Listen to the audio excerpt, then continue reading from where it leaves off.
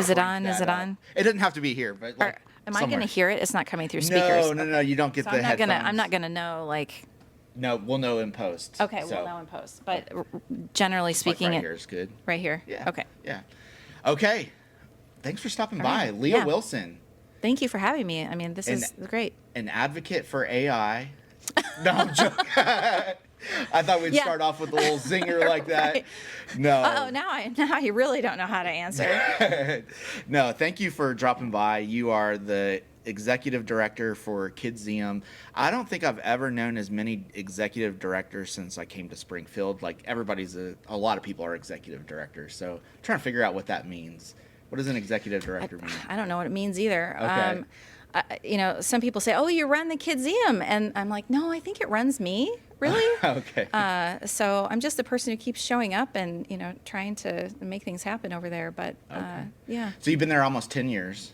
8. 8 years. Yep. 8 years. 2018, right? Yep. Okay. What's one of the biggest takeaways you've learned from? We're going to get into all the Kidzeum, but like you say, stuff. these last 8 years, you've walked through COVID. You're walking through a cultural rejuvenation through downtown, or at least you're trying to spearhead that. What's something you say? This is a couple takeaways I've learned from this time here.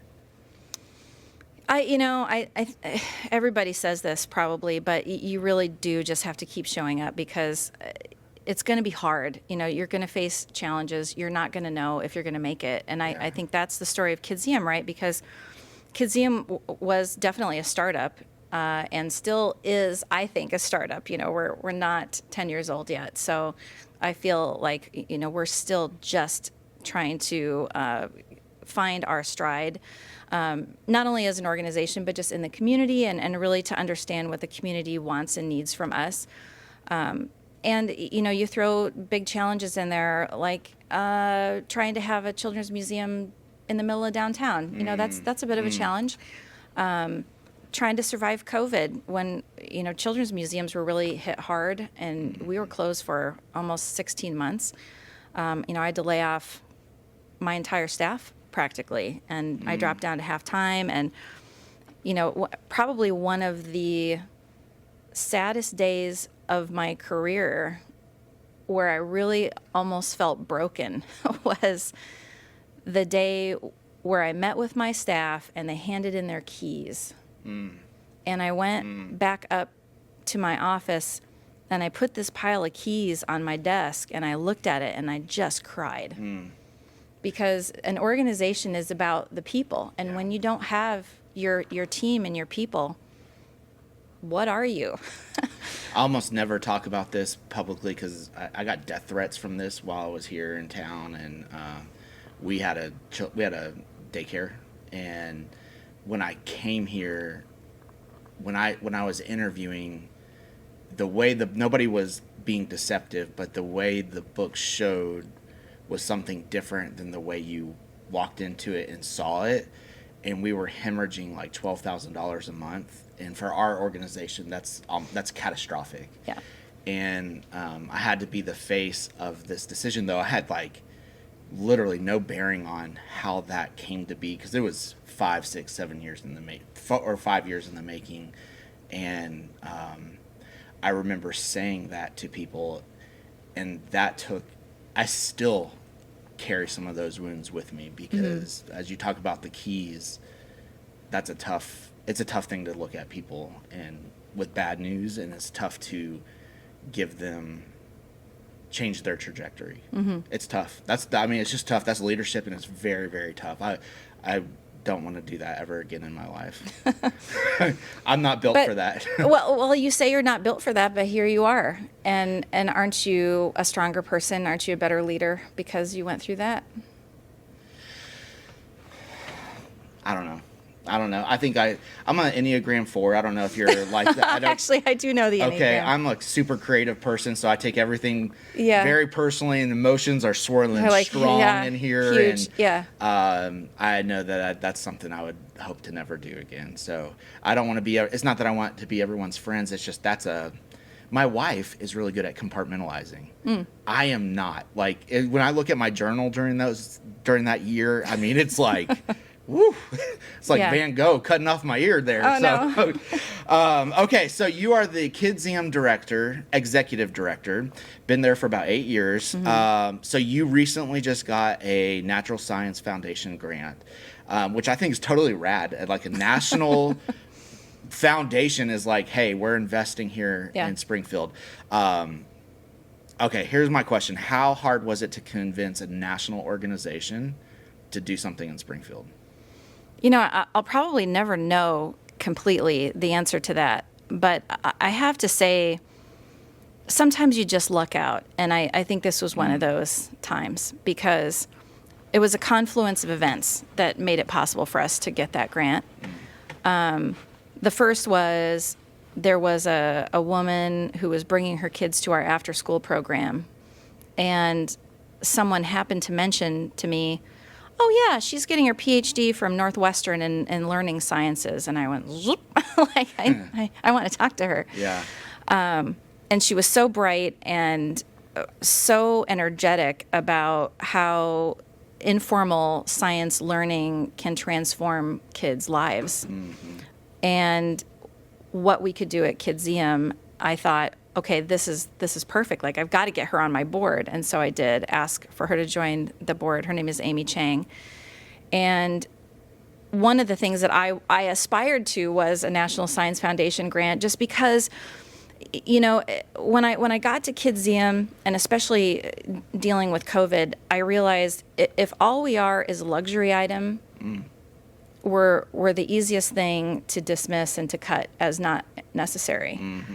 But if people see that we are integral to the learning ecosystem and that we really can play an important role in education, especially in STEM and STEAM, then maybe we can make more of a difference, and maybe, you know, it helps just with our own sustainability. And so a National Science Foundation grant just gives you that credibility, right? That you're doing something that is more on the cutting edge. And so she went back to her peers at Northwestern and convinced two of her colleagues who are on the cutting edge of informal science learning to come and visit. And we had a meeting, and they got excited about a grant. They had worked with other museums in Chicago. Yeah. So one is, you know, one of our PIs on the grant is David Uddle from Northwestern, and the What's other. a PI? I don't know what a PI. Sorry, primary investigator. Okay. Thank you. And the second is Catherine Hayden, and she's from Loyola. And so we've just got these heavy hitters, and you know, they did the heavy lifting on this grant. I didn't. You know, I've written a lot of grants, but a National Science Foundation grant's kind of in its own category. Right. And you have to know, you really have to know the research and the literature, and there's a certain way of, you know, putting a grant like that together that makes it different and more complicated than other grants. And so I'm just so fortunate for all of those people taking interest in what we were trying to do at Kidzeum. And then so what do you think this does to the Kidzeum? Like, what do you think this does to y'all's trajectory, your history? You say you're a startup, so like, what does this do now for the trajectory of Kidzeum? You know, I do have a bit of a community organizing background. Anything that I do, I want it to serve the community. I want the community to see their fingerprints all over it. I want them to feel like it's theirs. And so the project is to co-design with the community a center for STEAM education.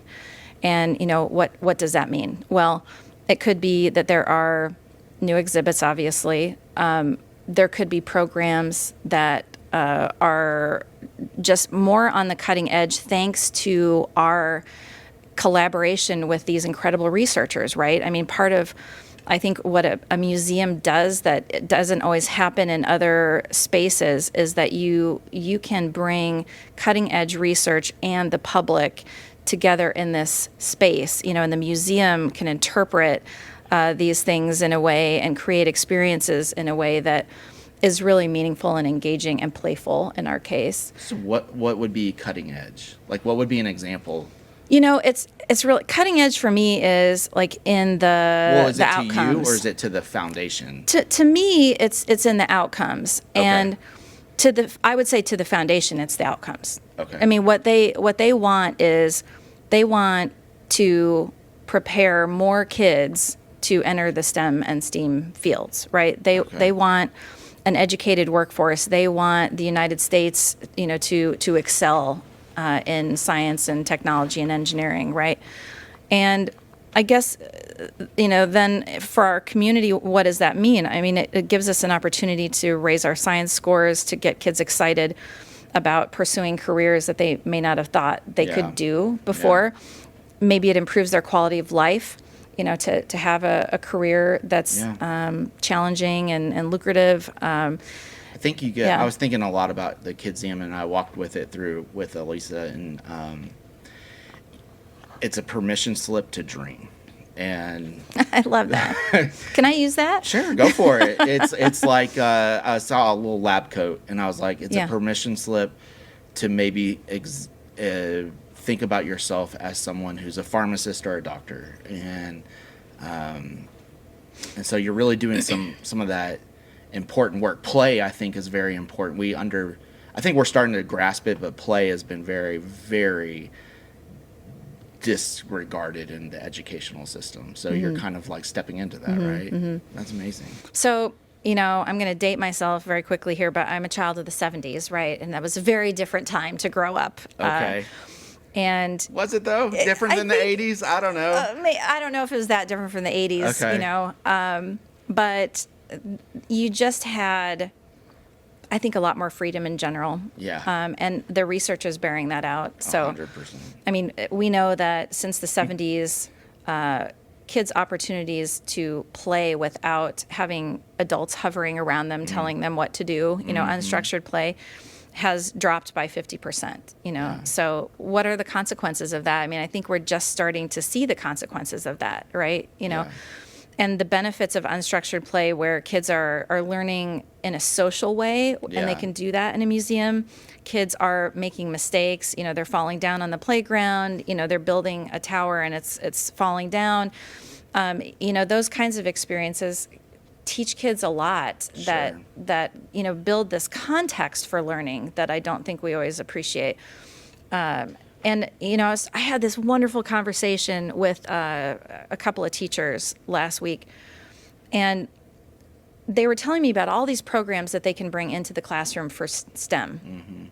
And I was like, well, geez, I don't, why would they need us at this point? There are all these programs out there. And so I just asked her, I said, so if you have all these things that can come to you in the classroom, is there still value in bringing kids to a museum? And she said, absolutely, it levels the playing field for learning. And I asked her, I was like, well, what do you mean by that? And she said, well, here's one example. We were giving a science test, and there was a question about an elevator button. Like it's a word problem. Yeah. But they're talking about elevator buttons, and this kid in the class raises his hand and he says, well, I've never been on an elevator. I don't know how to answer this question. And so her point was, not all kids get to go to children's museums. Right. Not all kids go anywhere at all, really, beyond school, home. They may not even get to the other side of town. And so if you can get kids into a children's museum or a zoo, where they get to build this context for learning, then it opens up doors for them. You mentioned putting on a lab coat or the helmet to go into space. I mean, these are the At cool... this point, I also want them to be farmers. I don't know if we'll have land anymore, but I do hope they become farmers. Well, you're gonna touch on another great passion of mine, because data centers. You're for data centers? No. I know you're not. Not data centers as a topic. I'm not even going to touch that. But I don't want it. No, it's before I got into museums, I was in sustainable agriculture work, and so I'm a very local food system oriented kind of person, and it's probably why we have so many health problems, because we're not locally. I mean, you can't have 17,000 chickens in a coop and then expect us all to be healthy. Yeah. Just full stop. Yeah. I mean, I was the intermediary connecting local farmers with food buyers like restaurants and, Right. institutions. And I would go and visit these farms. And for a while, I actually had a hobby farm too, with my own chickens and ducks and goats and all of it, Okay. I'd always and love it was- a goat. Just I don't have to lawn mow. Do Oh, any of the you mowing. I love a think goat. you would love a goat? I want a baby goat because what are those ones that like the goat that you can scare them and they just fall the over? fainting goats. The fainting goat. Yeah. That will be that's an aspirational goal of mine at some point. So okay, so getting back to all the Kidzeum, you're passionate about it. Like you Very. are very, very passionate about it. You live it, you breathe it. Help me understand, because you have also said STEM and STEAM. The foundation, the grant that you got, is it for STEAM Yes. or STEM? STEAM. Okay, because you It's- said STEM and STEAM. I a know. lot. I confuse a lot of people. Yeah. So you will and have it's- an active center for the A. You're For putting STEAM, the A in. we're putting the A in, which is art, and you're going to have like spaces, or are you Yeah. going to have like a new wing, or what does that mean for this A? well, the community gets to decide that, right? And for I didn't all know of it, that. not What does just that not mean? just the A, right? Okay. But this is when you co-design with the community. The Oh, community. so when you say co-design, it means there's a structured plan with our community. Absolutely. I didn't catch that in any of the articles. No, that I so read about you. the community, we're bringing cohorts in for one-on-one meetings, for group meetings. We have surveys. We're doing Zoom meetings. We're, really not only trying to say, give us your feedback and then we'll consider it and then we'll make the decisions. It's really including the community in every single step of the Okay. planning process Okay. and assessing. That feels. Is that a requirement by the foundation? That is what the grant is all about, is to create this co-design model.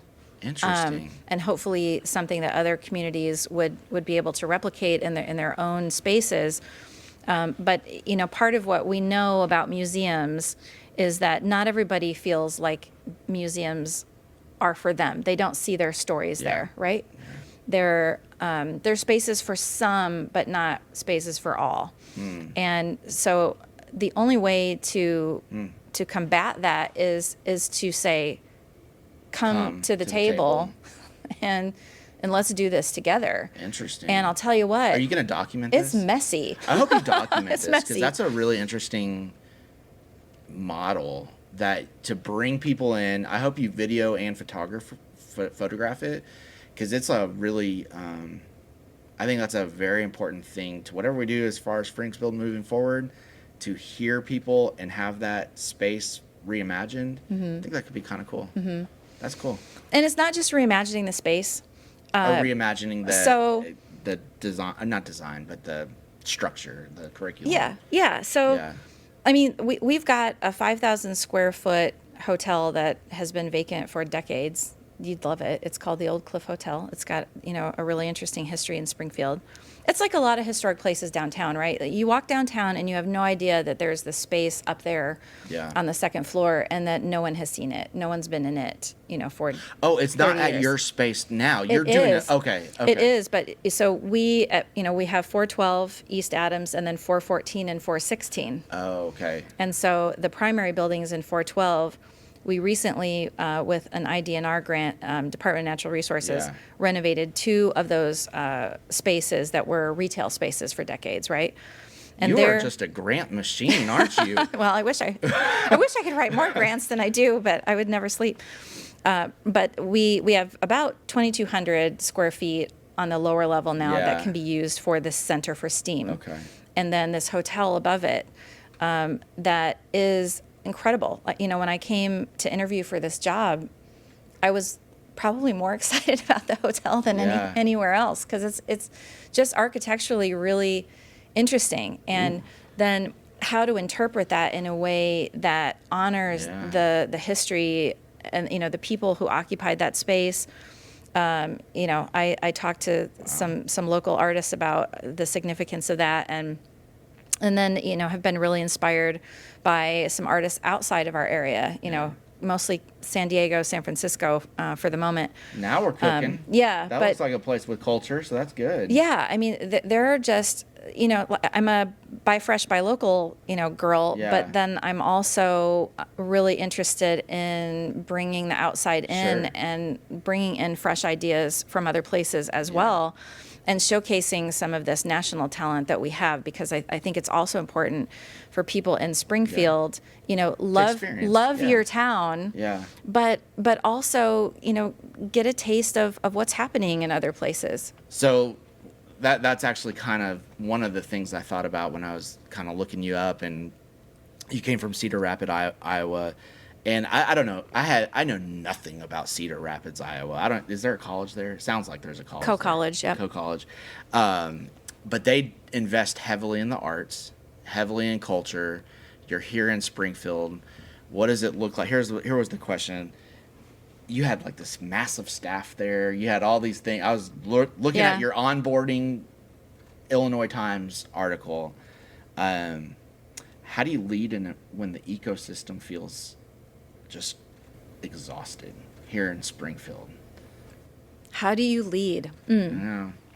Because you're talking about bringing my passion is go to San Diego. Passion is go to San Francisco. I like all this culture.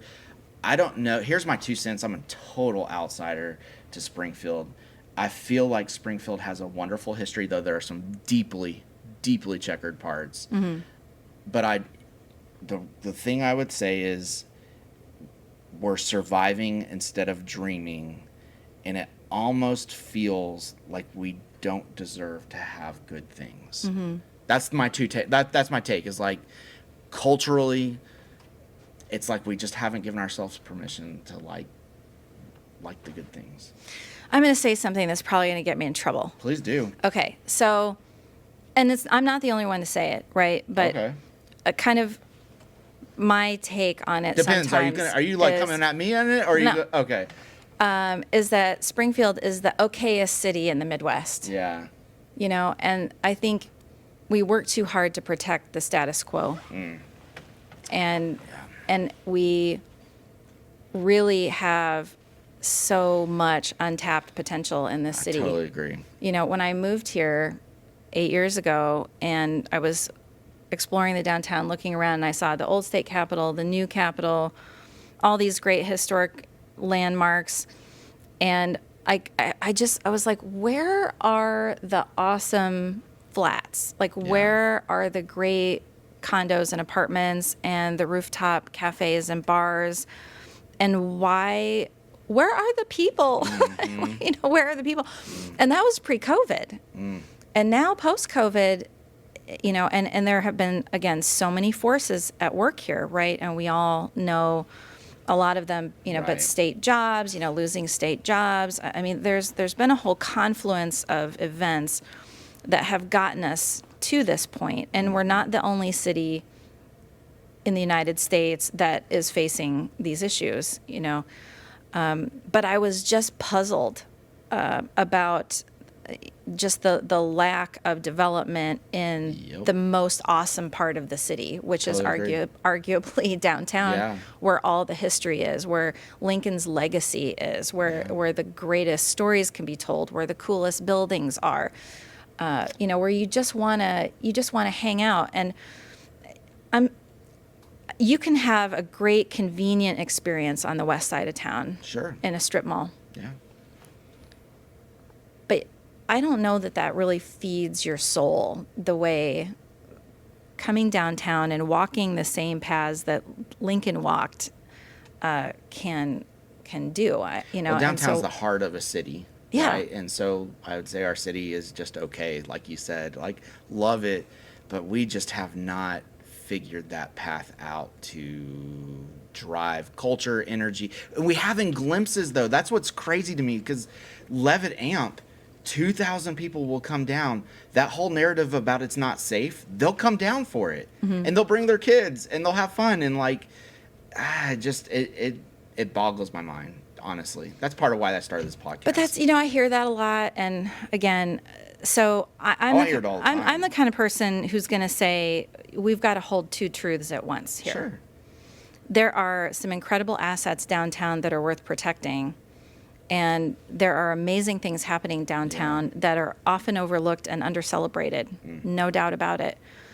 But we've got some big issues in downtown, and it's going to take big thinkers and big dreamers and probably big money and big plans and big implementation to get where we know we can go. Feels but like it's you possible. need to take a more central role.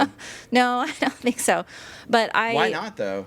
Here, I asked Brian Galecki. He came through. I love Brian. Brian's got some. I mean, a lot of places are trying to find their way forward. He opened up another shop down in the White Oaks Mall, and I said, Brian, why are you not on any of these boards? And he said this great answer. He goes, my contribution to downtown is to be the best record store I could be. And I thought, man, what an answer.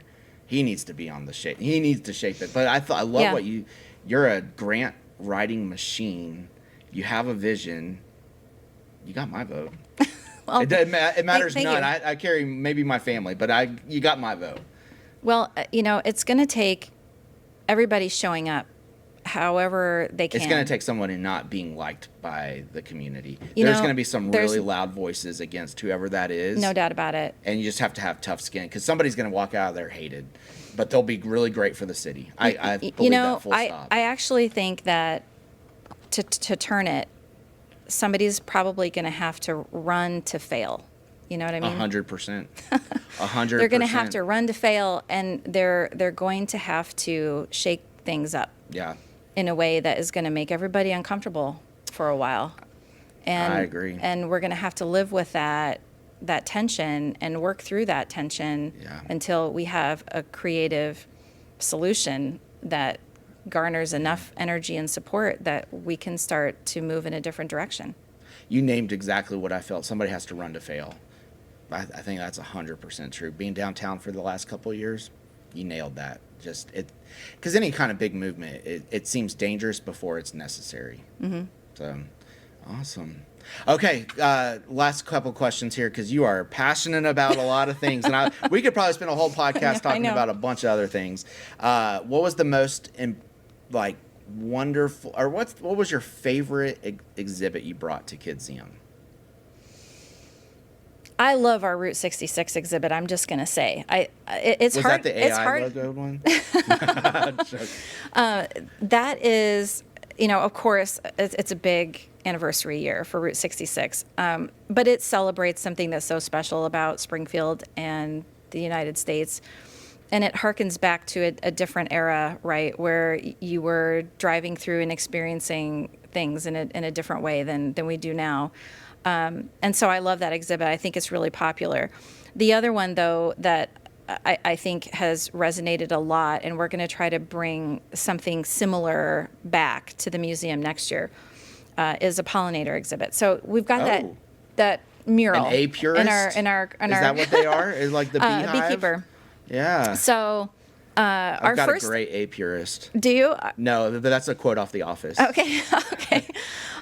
We created our own exhibit in 2019 called Bees, Butterflies, and Blooms, and we worked with Arvin Pierce, who's a beekeeper, and just one of the most phenomenal human beings on the planet, in my personal opinion. He's just one of those people that you should have on your podcast, actually. Okay, I would love that. And you need to celebrate. Everyone needs to celebrate Arvin. He could dress up in the white, the suit, too. He won't do that. You know why? Why? Because he doesn't wear one. Whoa! He gets into the beehives without That's gear. a different mindset in an individual who's not going to wear. Wow. And not only that, for this exhibit that we're planning next year, he has a 7-year-old granddaughter, and he showed me this video and it was like okay, everyone, do not try this at home. Do not do this with your children, kind of thing. But she's 7 years old. She just has her backpack on, she just got off the bus, and she's got a leaf, and he's opened up this beehive, and she's just poking around in there with the leaves, and I'm going, oh my gosh, and she's completely fearless, and everything is fine. And so much of that is your energy and your mindset, the bees seem to pick up on that, and I just want to tell that story. You think bees pick up on your mindset? You talk to Arvin. Oh, your emotions. they're attacking you no matter what. I'll tell you what, my bees try to kill me, so I don't know what that says about me. Okay. But yeah, no, I think All right. the beehive that we had at Kidzeum in 2019 was one of the best experiences. That's pretty cool. Yeah, I like that. and we're going to try to bring that back because Yeah.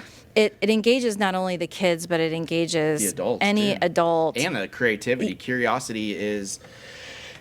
What did I write? I had another little punchy line there. Curiosity is a community resource. So I like that. I like that a I think lot. when you do the beehive like that, you're cultivating and enhancing our community resource. Last question: if money was no option, what exhibit would you bring?